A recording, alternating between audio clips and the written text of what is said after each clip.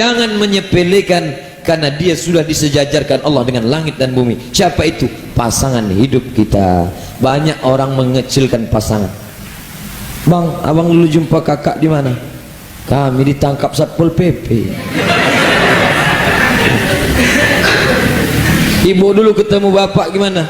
Kebetulan saya ke Jakarta, lalu kemudian menunggu bis Damri di airport Cengkareng. Tahu-tahu nampak saya perempuan, bingung mau pergi kemana. Akhirnya saya antarkan, kenalan, nikahlah dengan dia. Menyepelekan pasangan. Maka setelah mengkaji ayat ini, ketika ditanya orang, itu siapa yang di tengah? Bapak, adik-adik akan memberikan jawaban. Itu yang di samping kamu itu siapa?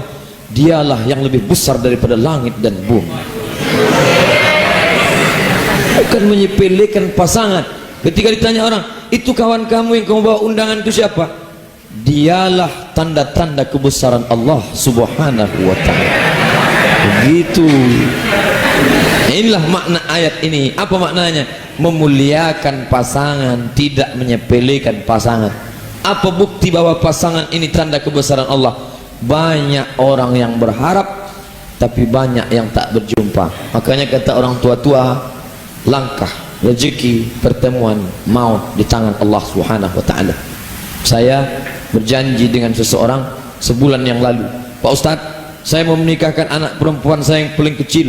Saya akan menjadi walinya. Saya ingin Pak Ustadz memberikan tausiah di hari yang bahagia itu.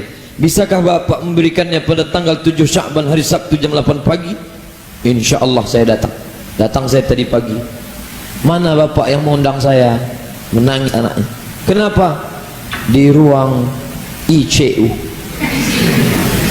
ICU, you don't see me. ICU itu artinya saya bisa menengok kamu, kita menengok dia, dia tak bisa menengok kita.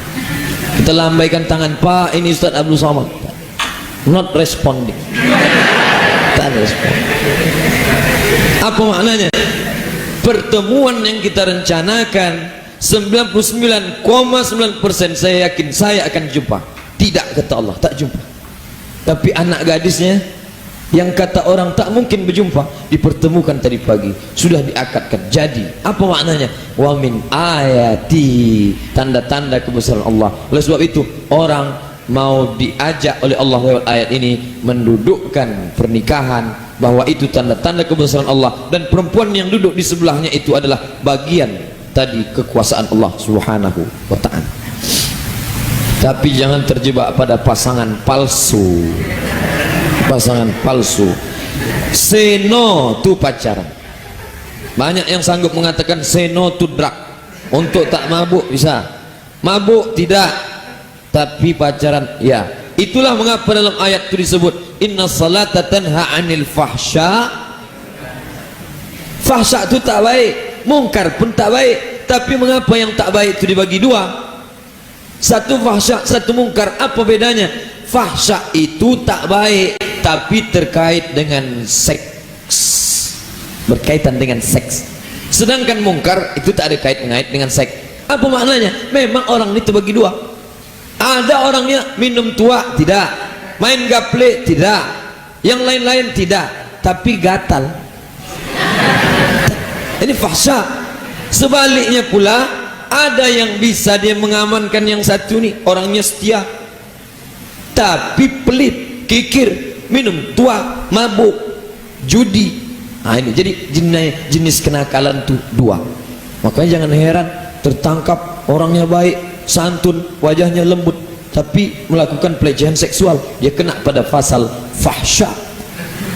Fahsya, mungkarnya dia tak kena, tapi fahsyanya dia kena. Orang salat itu dua-dua terhindar, satu fahsya, satu mungkar. Kalau sudah salat tapi fahsya tak juga berhenti, berarti ada, kalau bahasa kampungnya, something wrong.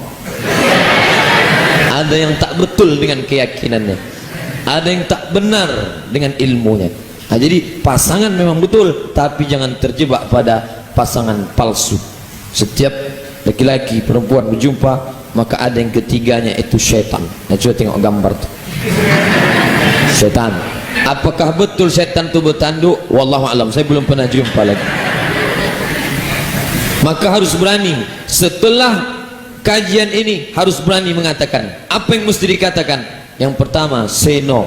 Yang kedua, buanglah pacar pada tempatnya. Tak ada waktu untuk pacaran. Itu pasangan palsu semua. Saya pulang dari tausiah, saya hidupkan radio, saya dengar kebetulan yang menyampaikan itu seorang perempuan pakar psikologi, nilainya titelnya master. Kata dia di situ, ini tak ada kait-mengait dengan kajian agama. Kata dia, kesetiaan, kelembutan, janji-janji yang diobrol orang saat pacaran semuanya bohong, semuanya palsu. Kalau mau asli maka dia mesti diajak kontrak. Apa itu? Kontrak yang pasti, yaitu pernikahan. Perempuan yang menghabiskan waktunya untuk ini, perempuan seperti buah timun, laki-laki seperti buah durian. Dalam posisi apapun timun tak pernah beruntung. Di atas luka, di bawah bonyok, di samping hancur, tak pernah untung. Oleh sebab itu, oh kalau begitu kami laki-laki untung Pak Ustaz, di akhirat tetap mendapatkan azab Allah SWT.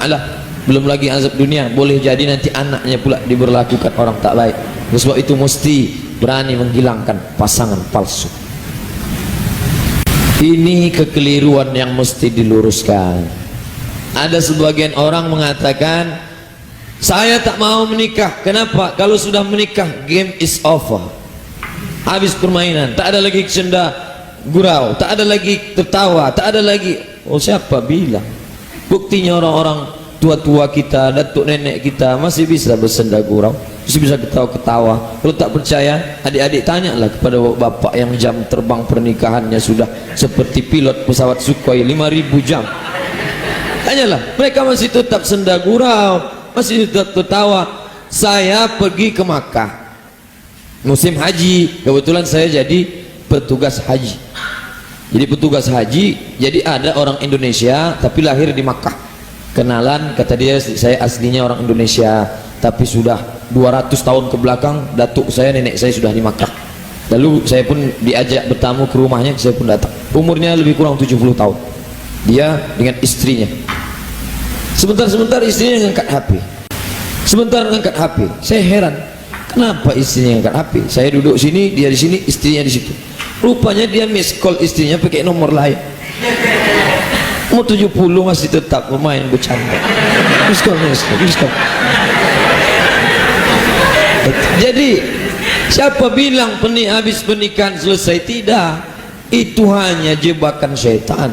Orang-orang mengatakan habis nikah tak ada masa pacaran sebelum indah. Siapa bilang? Tidak. Ini yang digambarkan orang barat, evolution of marriage. Pertama kasih bunga, lalu kemudian menikah, habis itu menjadi anggota ikatan suami takut istri. Ini kayak campur. Ini tak betul, ini salah. Maka pemahaman seperti ini mesti diluruskan. Bagaimana meluruskan? Jangan tangkap pemahaman sendiri, simpulkan sendiri, lalu pikirkan sendiri, lalu ambil pelajaran sendiri. Salah, itu menyesatkan. Kalau kita ragu tentang sesuatu, internet baik, banyak maklumat, tapi kalau ada yang meragukan, kita mesti tanya pada orang yang paham. Tanya orang yang sudah menikah, Pak, Bu, apa betul kalau begini? Oh, tidak selamanya betul, informasi itu salah, maka dia luruskan. Kalau kita tak memberikan ruang waktu untuk meluruskan kekeliruan terhadap diri kita sendiri, siapa yang lagi meluruskan? Itulah ungkapan ulama tasawuf, man la syaikha lahu fasyaitanu syaikhuhu. Siapa yang tak berguru maka setanlah gurunya. Oleh sebab itu mesti luruskan. Maklumat kita banyak dapat dari internet, YouTube, video, MP3, semua dapat. Tapi dapatkah kita berdialog, tanya jawab dengan mereka? Tidak. Karena dia sifatnya monolog, bukan dialog. Maka kita perlu berdialog, ada tanya jawab. Datangkan, tanya kepada ustaz, tanya kepada orang yang punya pengalaman. Khusus masalah pernikahan dia bukan teori, maka kita datang pada orang-orang yang sudah punya banyak pengalaman. Tetangga kita, sahabat kita, kerabat kita, jamaah kita. Nah, ini semua adalah ruang konsultasi yang tak terbatas. Kita lanjutkan efek dari perbuatan zina. Banyak orang menganggap, zina kan bisa tobat. Habis tobat kan selesai, pintu tobat kan belum tertutup lagi. Ini perlu diluruskan. Saya kutip dari Fatwa Azhar juz 10 halaman 92. Jumhurul fuqaha, menurut mayoritas ahli fiqih, zina la yusbit bihi nasabul walad. Anak yang lahir dari perbuatan zina tak dapat dinisbatkan ke bapaknya. Menikah dari hasil perbuatan zina, namanya MBA, married by accident. 3 bulan hamil.